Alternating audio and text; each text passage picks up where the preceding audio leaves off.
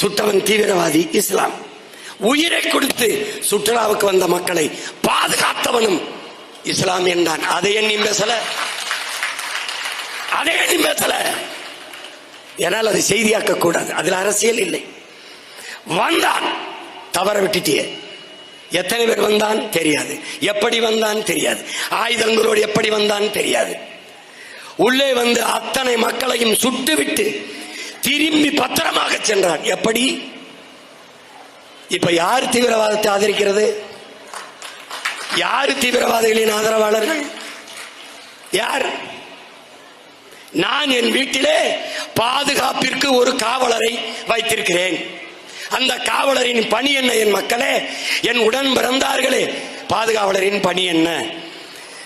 திருடன் வந்தால் தடுத்து பிடிக்க, ஒருவேளை தவறிவிட்டால் திருடி விட்டு போகும்போது தடுத்து பிடிக்க, மறித்து பிடிக்க. இதுக்குத்தானே அவன் வரும்போதும் தடுக்கவில்லை, திருடி விட்டு போகும்போதும் தடுக்கவில்லை. ஆனால் தெருவில் போவார் வருவரெல்லாம் அடிக்கிறான். இது எப்படி இருக்குது? நீந்திரிஞா நீந்திரிஞா நீந்திரிஞான்னு தெருவில் போற அப்பாவி மக்களை எல்லாம் அடிக்கிறான். இது எப்படி இருக்குது? இதைத்தான் இந்தியா போர் என்ற பெயரில் செய்து கொண்டிருக்கிறது. நீ குண்டு போட்டு கொன்னவன் இந்த கூட்டத்தில் தீவிரவாதி சுட்டு கொண்டல, அதுல யாராவது ஒருத்தனா? இல்லை.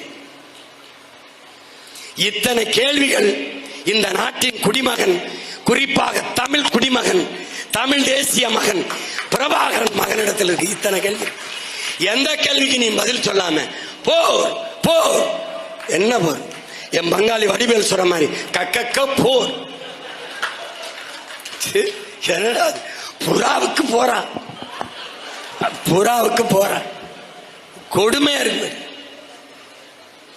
என்னது இது?